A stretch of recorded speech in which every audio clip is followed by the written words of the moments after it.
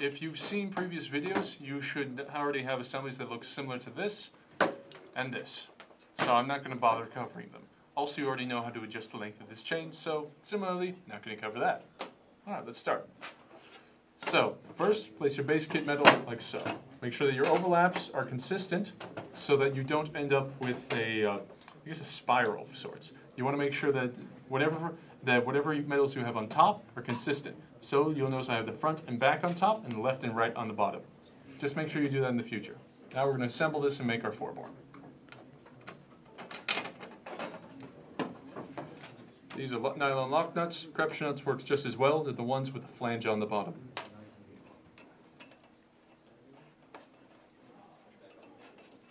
The advantage of Krebs over Nylock, so you don't have to do this. You just spin them all the way down. Over Nylock is tighter and longer lasting.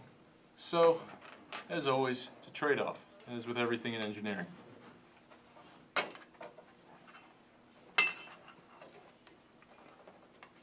on. Oof. Little guy's tough.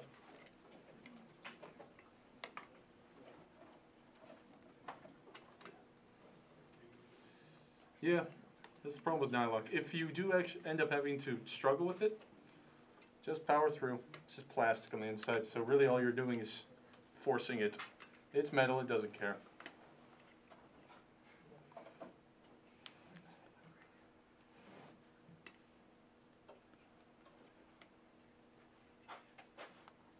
Alright, now before you completely tighten it and get it really tight on, you want the ability to at least bend these guys a little bit, but you want them resisting your movement. This is so that when we have the final assembly done, we can get everything nice and square. Alright, now I'm just going to do this for the other three. Alright, your 4-bar linkage should be complete now. So now you're going to want to install your plastic. But to do that, you need to install the aluminum that supports it. So you can either count it out, measure it out, all that business, or just drop them in to see what's the right space on it. Keep that nice and parallel. Good. Alright, now we're going to install the aluminum and bolt. Remember it. Now, it's the same thing you've done 4 times already. You'll be doing it 8 times if you can count. Okay. Oh, damn. Oh, I just cursed on this camera. Moving on. Okay.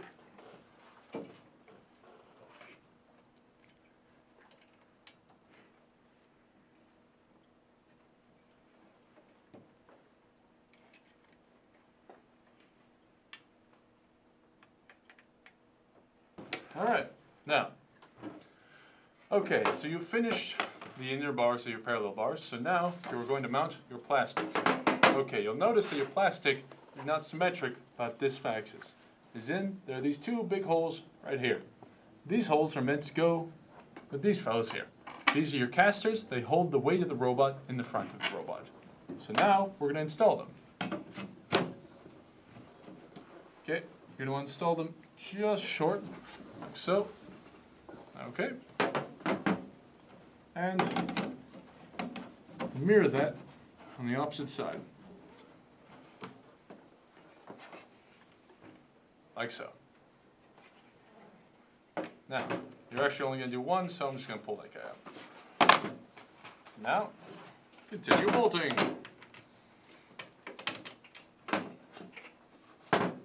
Again, bolt it on. Nope, wrong bolt. Nut, right bolt, wrong nut. And you've seen this lots of times.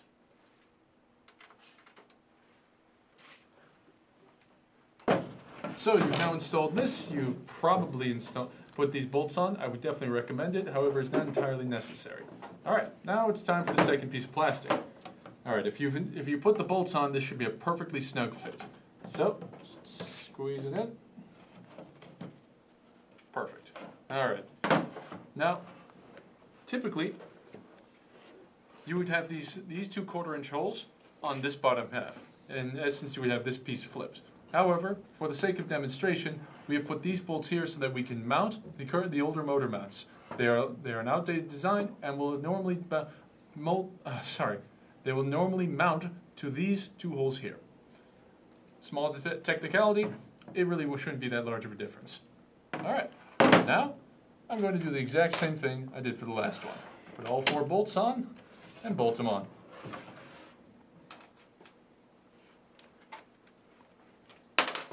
Alright, so now we'll be mounting the motors.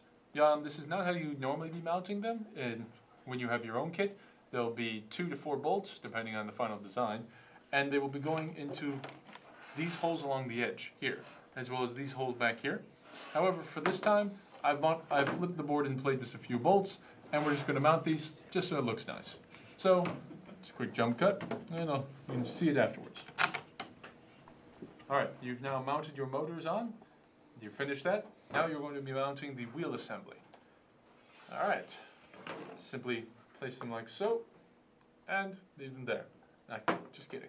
Alright, so now you're going to careful with that so you don't hurt your motors. What you want to do is you want to take this bolt head, make sure it passes just so. Oh, it's finicky. Using a longer bolt is probably better than what I'm doing right now, but eventually you want to have the bolt hanging down from the axle mount right here. Do that on both sides. Pop the head. So you also notice that we have the bolts upside down from what we've had every other bolt up until now as. Alright, now simply get one side on. Pass it through its hole. It's sticky, finicky hole.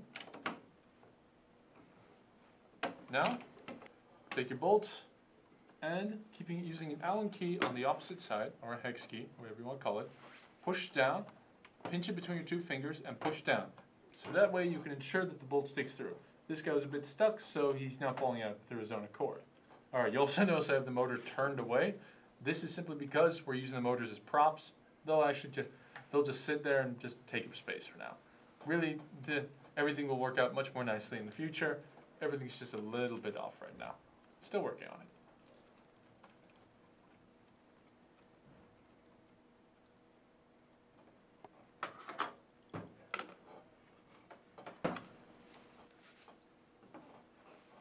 Alright, so you have your wheels on and hopefully your drivetrain on. You'll notice that the motors are mounted at cockeyed right now.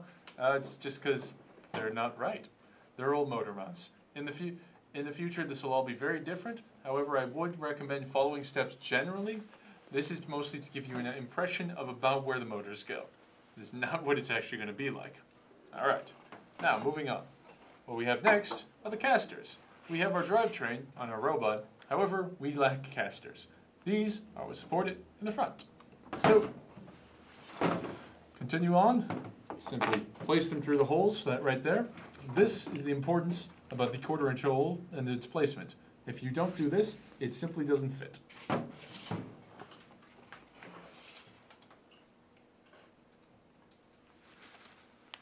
Alright, also of course, large done, place down, get to work. And, excuse me, alright, now, once you have your first caster on, you want to make sure you want to give it a spin, and make sure it doesn't do that. Now, this is this caster hitting this nut here. It's just the slightest difference, and it's a very easy mistake. I made it myself, and I'm the one doing the video. And all you have to do, simply undo the bolt, flip it, and it'll be right as rain. I'm going to do that right now, and we'll get back to you. Alright, so I've already flipped the 2 casters. I've already installed the 2 casters, and I've flipped those 2 bolts, so now they spin nicely. That's what you want. Alright, now you're going to place your kit down. It's still going to be not quite flat. Sorry about that.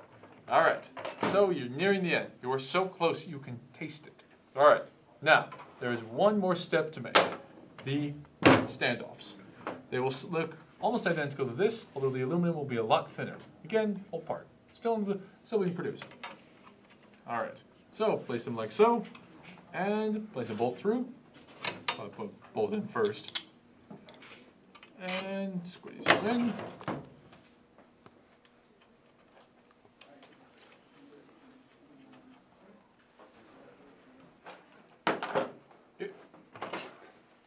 first one mounted in. Nice and tight. Okay, now I'm going to continue on. Find your fourth standoff. Alright, place them like so. And you'll probably want to place them opposing. You want to grab your top piece plastic, place it on. Again, you could measure it out and count holes and do all that business, but that's hard. So we're just going to go around that. And there it is. So you've now found the red hole. And again, bolt it on. Alright, now you've noticed that I placed the two opposing one another, like so. The main purpose behind this is that these two holes are meant to act as a mounting plate. So really, you can turn these in any orientation you want, just depends on what you're going to use these surfaces for. Regardless, besides that, it doesn't actually matter. I placed them like so because I might want to put something like this, and for that not to fall. Alright, mounted like so. Now, mirror whatever pattern you put on that side, on this side. So you have them like so. Now you're going to place them directly opposite. And once again, bolt the whole thing together. So you've gotten this far, you've gotten everything assembled. All you have to do is take the top plate, put it on, and then fasten it, of course. Which I'm going to do right now. However, I would make a point that you want to put the bolts on upside down, and then place this onto it. This is just, we found personally, a lot easier to assemble. So, put this bolt on a bit loosely. Don't tighten one bolt first. You're going to want to do the opposite corner. Alright. And again, put it on loose. And this time, just force it on. How much else you can do. And squeeze your hand under. And another loose tighten. And the final bolt.